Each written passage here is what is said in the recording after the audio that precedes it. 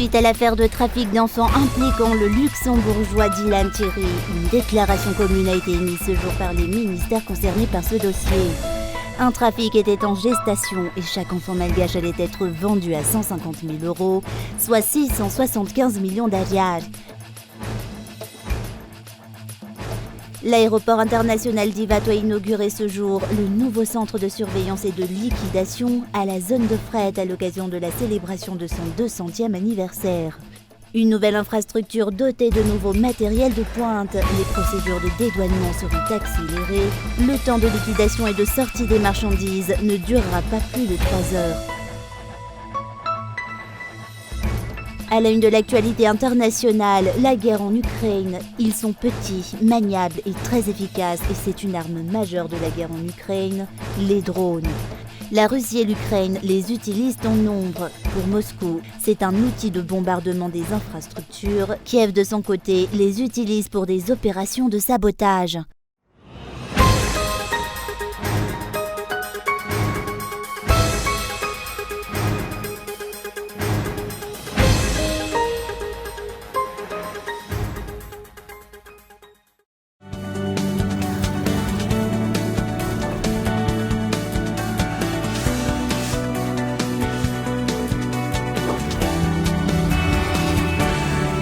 Concept Events présente Ambunjna en live after work à l'Ibis Hotel Ankourndjan le vendredi 12 mai à partir de 19h. Un concert en plein air attablé côté jardin et piscine. Billetterie, Gascom en 4 foot, les boutiques Massine et en ligne au www.ticketplace.io.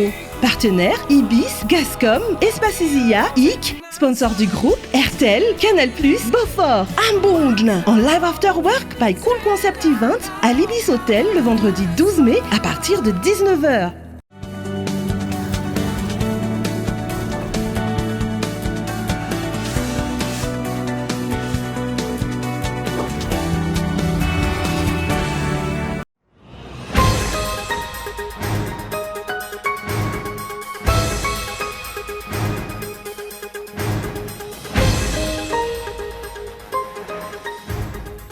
Suite à l'affaire de trafic d'enfants impliquant le luxembourgeois Dylan Thierry, une déclaration commune a été émise ce jour par les ministères concernés par ce dossier. Un trafic était en gestation. Chaque enfant malgache allait être vendu à 150 000 €, soit 675 millions d'ariars. Booba, le rappeur français, avait déjà dénoncé ce fait sur une bande sonore le 26 avril dernier. Il avait évoqué une tentative de trafic d'enfants par l'influenceur Dylan Thierry à Madagascar. Une dénonciation qui s'est répandue comme une traînée de poudre et qui continue de susciter de nombreuses réactions, notamment sur les réseaux sociaux. D'être là, demain, partie 3. Trafic d'êtres humains. C'est-à-dire le gars il va, Madagascar, il vole ton enfant, il revient, il bicrave ton enfant. Humanos traficos. La traite d'êtres humains organisée par ce ressortissant étranger allait toucher les enfants du sud de la Grande Île. Une bande sonore mentionnait le prix prévu pour chaque enfant vendu, une rémunération à hauteur de 150 000 €. C'est un truc, en fait, si je veux sauver une fille, regarde comment ça va se passer et regarde qu'est-ce qui va se passer. Écoute bien, en fait, pour sauver une fille, par exemple, qui est à Madagascar, imagine, il y a une petite fille de 3 ans, 4 ans ou 5 ans. Elle est à Madagascar, elle n'a pas de famille et tout ça. Moi, je dois la faire venir en Europe pour que ça devienne ma fille. En fait, je vais prendre le passeport de n'importe quel pote à moi qui a une fille noire, parce qu'ils sont noirs à Madagascar, noire, métisse, peu importe. Je vais prendre son passeport, je vais dire qu'il me le donne. Lui, il va faire déclaration de perte un petit peu plus tard. Et en fait, avec ce passeport-là, c'est comme si j'étais venu avec elle à Madagascar. Et en fait, je repars avec elle en Europe. L'influenceur luxembourgeois Dylan Thierry était à l'origine venu à Madagascar pour des œuvres de charité. Tous les ministères malgaches concernés par cette affaire se sont entendus sur une déclaration commune ce jour. Les mesures prises par les responsables demeurent néanmoins floues. Les observateurs de la vie nationale traduisent ces réactions comme étant une simple diversion.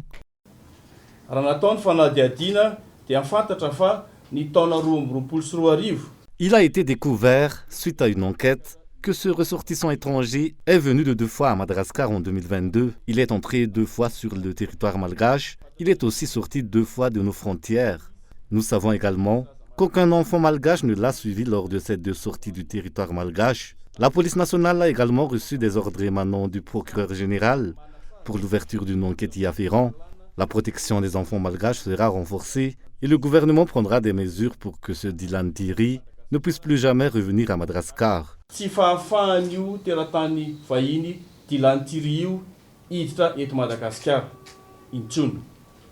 Le ministère de la Population, à travers son ministre, a affirmé que ce ressortissant luxembourgeois n'a légalement adopté aucun enfant malgache.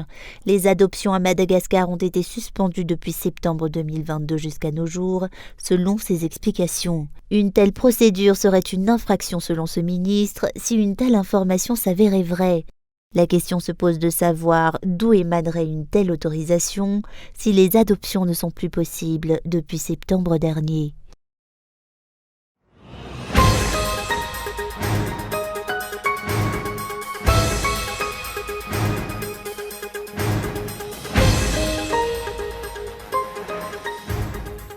Suite aux nombreuses plaintes et critiques à l'encontre de la douane malgache et de son mode opératoire, la Direction générale des douanes vient de définir un calendrier et des heures de service. Toujours dans le cadre de son programme de modernisation, la qualité de service de cette autorité se verra améliorée. Les services, notamment les procédures de dédouanement, se verront ainsi accélérées. Le temps de liquidation et de sortie des marchandises ne durera pas plus de 3 heures selon les explications. Après que l'aéroport ait instauré l'indicateur dual du plan stratégique, nous avons fixé le temps de sortie des marchandises à 3 heures. Au lieu des jours d'attente usuels. Le taux de confirmation des fractions a aussi été fixé à 75%. Ainsi, si la douane définit une marchandise comme étant à risque, il y a 73% de chances que des infractions soient décelées durant le contrôle. À risque, il y a 75% de chances de infraction. L'aéroport international d'Ivat a inauguré ce jour le nouveau centre de surveillance et de liquidation à la zone de fret à l'occasion de la célébration de son 200e anniversaire. Une nouvelle infrastructure dotée de nouveaux matériels de pointe est ainsi désormais disponible. Cette nouvelle infrastructure optimisera la surveillance et la sécurisation des marchandises et réduira également leur temps de passage au niveau de la douane, selon les explications reçues.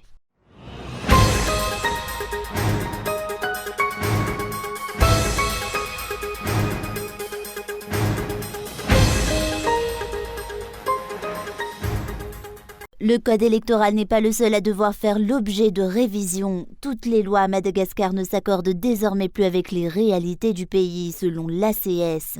Il en est de même pour la constitution malgache et la loi qui régit les partis politiques. Une révision de ces lois s'impose. Telle a été la déclaration de l'amicale des anciens conseillers supérieurs de la transition et sénateurs de Madagascar ce jour face à la situation qui prévaut à Madagascar à l'approche des élections présidentielles.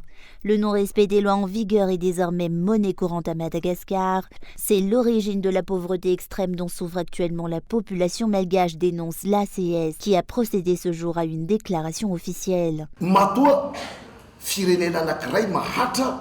Un pays est pauvre parce que toutes ses richesses sont pilées et mal gérées. La population subit ainsi une certaine forme d'esclavage. Ce sont les vols et la corruption qui appauvrissent le peuple.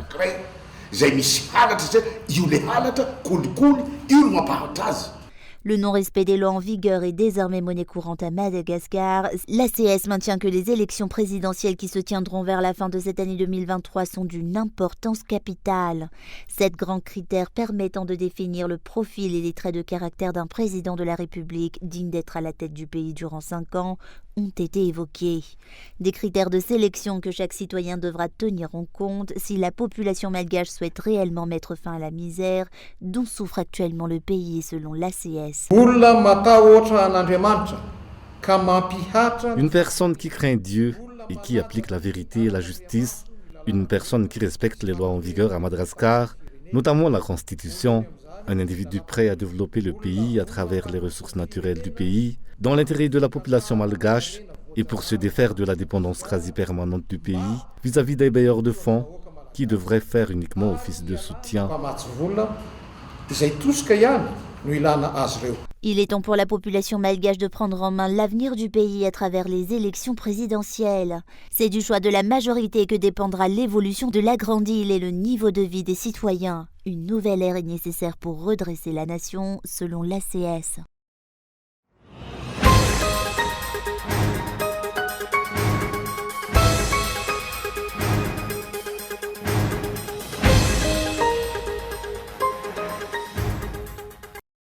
Le corps sans vie d'un étudiant d'environ 23 ans, 4e année de sociologie, a été découvert ce matin suspendu à un manguier dans le Fukuntan d'Ambunj à Mahajang. Le défunt a été découvert par des enfants du quartier. Ils m'ont appelé vers 5 heures du matin. En voyant tout ce sang, il est clair que le défunt ne s'est pas pendu. Il a été tué, puis suspendu. La simple vue de ses pieds fait office d'indice. L'heure du décès est évaluée à environ 3 heures du matin par la BMH. Les services du BMH ont attesté que les circonstances du décès demeurent floues et inquiétantes.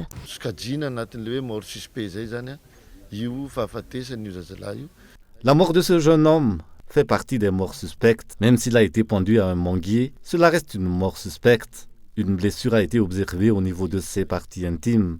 Des marques au niveau de sa gorge, ainsi que divers détails ont aussi été constatés, mais nous ne sommes pas encore en droit d'en parler. Tout ce que l'on peut dire, c'est qu'il s'agit d'une mort suspecte. Ce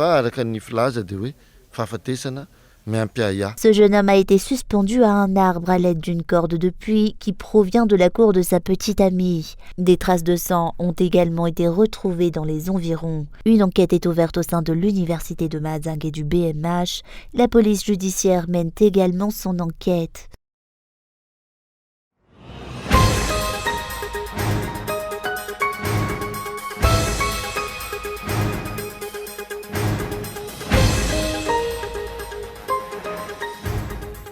Un réseau de drogués et de trafiquants d'héroïne a été démantelé par la police nationale de Mahajang. Des bandits ont aussi été arrêtés. L'opération de rétablissement de la sécurité publique menée par la police nationale de Mahajang du 28 avril au 4 mai dernier semble avoir porté ses fruits.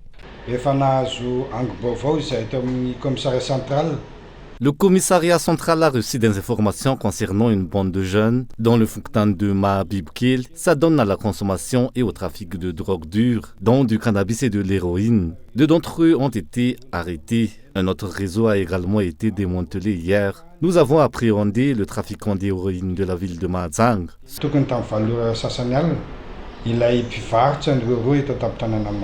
L'objectif actuel de la police nationale est de mettre fin au trafic de stupéfiants.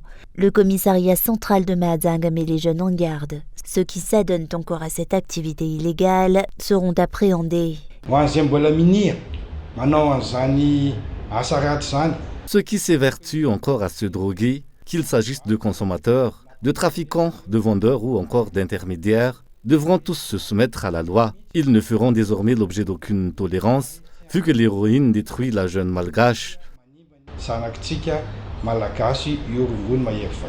Des bandits et agresseurs du Fukuntan d'Anjuva qui opèrent régulièrement au bord de la mer de Mahajang et à Tsararan ont également été appréhendés. Tous les biens qui ont été volés ont été restitués aux propriétaires. Les responsables ont procédé aux aveux. Ils devront se présenter devant la justice.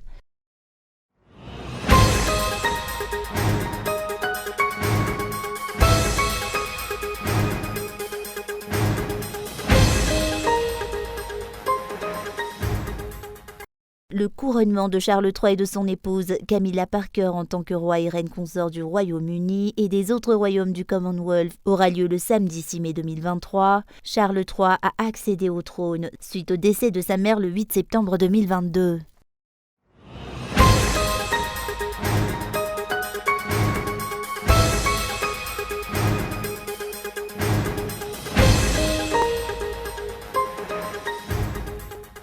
Des drones russes qui s'envolent pour le ciel ukrainien. L'image fait les titres de la télévision russe. Elle prétend qu'ils ciblent des infrastructures. La nuit dernière, les forces russes ont lancé une attaque de drones massive sur des cibles industrielles et militaires sur le territoire de l'Ukraine. Selon les Ukrainiens, Ils visaient en fait la capitale Kiev où ils ont été interceptés et Odessa dans le sud. Presque au même moment, à Ilski, côté russe, la raffinerie prend feu. Là encore, il s'agirait d'une attaque de drone, cette fois ukrainien. Et ce soir, le gouverneur de Sébastopol en Crimée écrit sur son compte Telegram qu'un drone aurait été éliminé à proximité d'un aéroport. Plus que jamais, ce conflit est d'abord une guerre des drones. Depuis des mois, la ligne de front était figée. Mais le front se ranime et le bilan de la guerre s'alourdit. Hier, scène de panique à la gare et dans un supermarché de Kherson dans le sud de l'Ukraine. Ils ont été touchés par des tirs d'artillerie. Il y a eu des éclats de métal qui venaient du toit. De la fumée partout. La panique. Selon les Ukrainiens, 21 personnes ont perdu la vie, 46 ont été blessées. Les Russes n'ont fait aucun commentaire officiel. Montée de la tension, des deux côtés, les armées entraînent leurs soldats dans l'urgence. Une contre-offensive ukrainienne est annoncée comme imminente, mais sur leur chemin, les Ukrainiens trouveront les fortifications construites par les Russes. Elles atteindraient 800 km de long, selon certaines estimations.